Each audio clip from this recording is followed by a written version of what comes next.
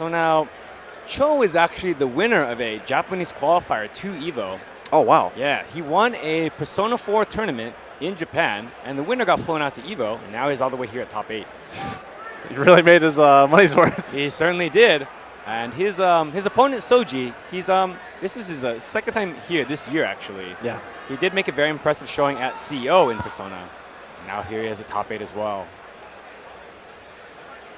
Yeah, I'd say Souji definitely has quite a legacy behind him in Persona. That's right. Now, by comparison, Cho is actually relatively new school to Persona. When he found out that it would be, like after he started playing Ken along with his training partners in Japan, he really started to enjoy the game more and really started to practice a lot more. And he grinded a lot with his partners and it got him this far. So it looks like we're about to get right to it. So how do you think the matchup between Ken and Teddy is going to go? So now, this is actually a really hard matchup for Teddy as soon as he starts blocking. So it's really up to how he can stay away from Ken's optimal range while throwing out items to really try to enforce his game plan. The other thing I would think matters a lot is the way that Souji plays the game. He's a very defensive. He trusts his defense, too. That's right. I'm sure that Cho is going to have to make some different choices on offense compared to most opponents. Right. It's really, like, Souji's really content just to block, which is really the only way you can do against Ken a lot of the time. Great, he opens him up. But, so right now, Souji only has one Persona card remaining. If his Persona takes any more damage right now, it'll be break and he won't be able to use any of those attacks for a short amount of time. Yeah, you lose basically half your attacks. That's right. It's really devastating. And for a character like Teddy, who relies on these items that he's throwing out, it will be a big blow if he loses Persona here. There it is. I mean, that's a pretty good time for him, though. That's not a huge impact on the match. That's right. It will recover over time. Very nice. He opens up without his Persona. Here comes the offense. Excellent block by Cho. Wow. Okay. Good usage of his normals right there. Here comes his offense. He's got to be careful. That status does make things unblockable. Yeah, I think he couldn't have blocked that guard cancel, which is pretty interesting. Very nice bait by Souji. He's currently back to neutral. Once again, Souji on the verge of losing Persona yet again. Loses it. Now, one of the big things about when your Persona is broken, you cannot burst. Right. So right now, if he gets tagged again, he's going to have to hold this damage. And with only 10 seconds remaining, this could be the whole round. Yeah, he's just kind of tapping it with extra hits just to say, like, you're not going to hit me here. Yeah, very nice. I really like the way Cho played that. Yeah. There was really no way for Souji to win that after that Persona break hit. Yeah, it was really tough at that point. Takes the first round very convincingly there at that moment. Another interesting thing is the tempo. I mean, they're playing very passively. Yeah, both characters are capable of very safe gameplay. But when it's time to go in, they go in. Oh, and that does kind of benefit Teddy more. Just the fact that he gets to go through his item list the whole way. Right. I think Souji's been really good about not letting him do this and taking away his Persona cards one by one every single time. Yeah, that's true. That's true. Once again, Souji's on the verge of Persona break. And if he loses his card again, he won't be able to burst again. Here comes Cho's offense. aka KSB Superboy. Wow! Wow. Got away with that. That throw whiff is very dangerous. Souji makes it into Awakening and gets a defense bonus. Finally gets out. Souji's got plenty of damage waiting in the wings. With all that meter, he could do a lot of damage with his and send Cho into the corner as well.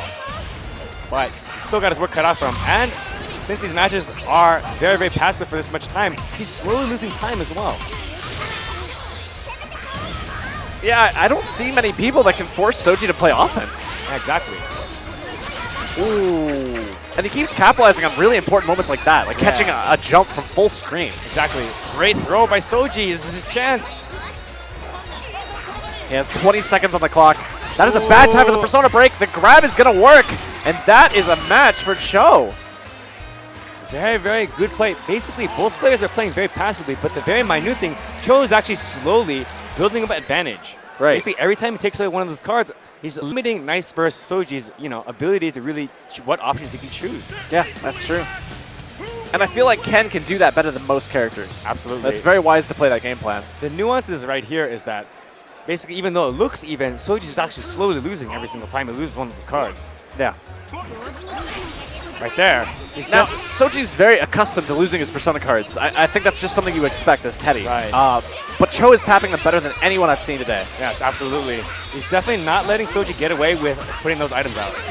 He's definitely making him pay with those cards. And again, Souji once again on only one card remaining.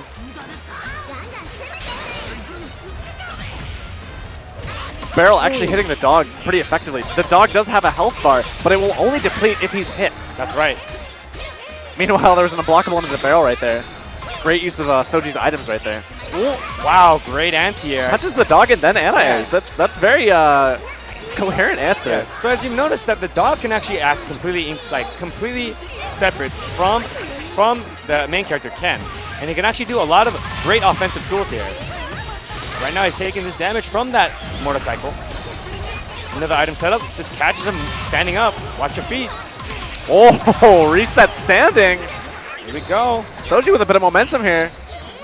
He goes for the guard escape roll there. If you spend 50 meter, you could do a guard escape roll. Let you do an invincible roll out of block stun. Whoa. He expected to grab there because of the buckets. That's right. So, but Cho's defense is still holding out. He's with only 20 seconds left, though. Wow. It will be very difficult. Like, both of these players have been playing so passively that they're also doing a lot of damage to the timer. Yeah. In addition to really each other. And you know, he's completely fine with taking that throw. Yeah, exactly. He just has to knock and counter hit at this point. Absolutely. He even built his burst back from getting hit by that throw. Clearly desperate, just, you know, maybe I could take the round choice by Cho. Yeah. You have to think that round's already lost. Yeah. If you do hit with that super, it does freeze the clock for the animation. But even then, it probably would not have. It was pretty bad.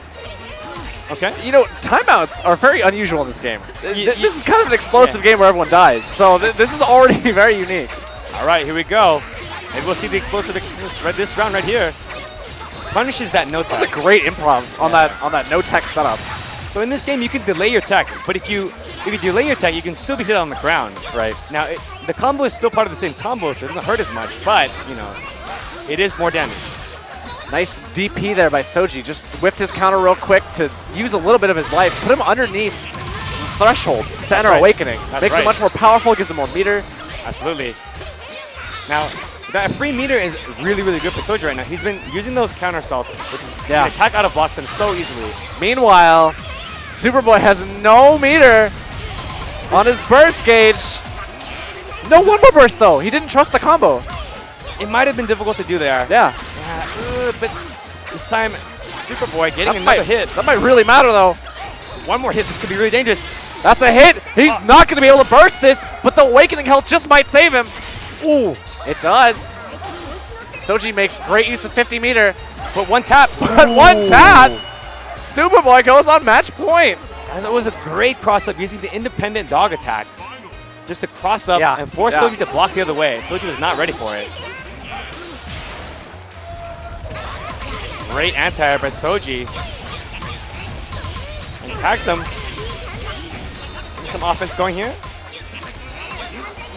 Oh, that was dirty. Added a little extra whiff right in there just to make that tech look a little less obvious. Very nice. Great offense this whole round right now. Ending in fear. That makes Cho unable to tech a grab. Ooh, but he gets a grab as offense. There it is. And can he... Okay, gets out. He gets the burst. He's got a chance. He does have a lot of meter. Although, this looks very dangerous. The corner steps from Souji playing so oppressively. The grab! Just in time for the rocket! It was really dangerous. If he had done the normal combo parts, he would have picked up the key, which would have summoned the bike and broken his combo. Cho has so much meter and so much momentum. He can do this. That's a huge drop. If he gets another hit right now, though. That is the one he was looking for! With 100 meter! He's gonna do the super! Will he remain? He's got a bit of life left. The burst is still in the way. And Souji has all the meter now. Wait a second. It's burst save! It's burst save! Cho takes it over Souji! Wow, great play there by... Souji looks like he doesn't even know what just happened. I mean, you get tagged at the full range, and it's a great... The way that Cho capitalized on it made it impossible for Souji to get his burst out in time. Absolutely perfect. Yeah, absolutely great. He sealed it off, even though Souji had the option to burst and get out of the combo. He was too far for that burst to actually hit. burst safe combos are a huge part in Persona, and that was the most important possible hit he could get. Absolutely. At the max range of Spear, there's just no way out. Absolutely. Very great play by KSB Superboy. Once again, a guy who'd won a qualifying and came all the way out here. Now he's sitting in winners finals. It's pretty incredible. Up next, we have Niceburst Taichi versus Hagiwara. Taichi, world-class Margaret. Absolutely. In arcade modes in Japan right now, there are special titles for each rank. His rank right now translates to strongest in the universe.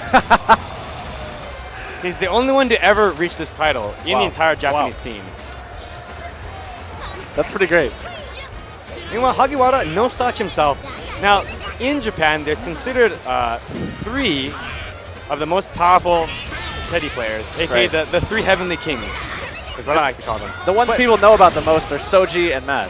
Souji and Matt, but Hagiwara is actually the 3rd one. Right. He's considered to be one of the best Teddy players, and him making it all this way definitely speaks for itself. Yeah. Welcome to the Velvet Room. This place exists between dream and reality. So I expect to see, well, Taichi does play other characters, but I do expect to see him play Margaret here. I think when you have a Margaret this good, you play her. Not a bad choice, yes.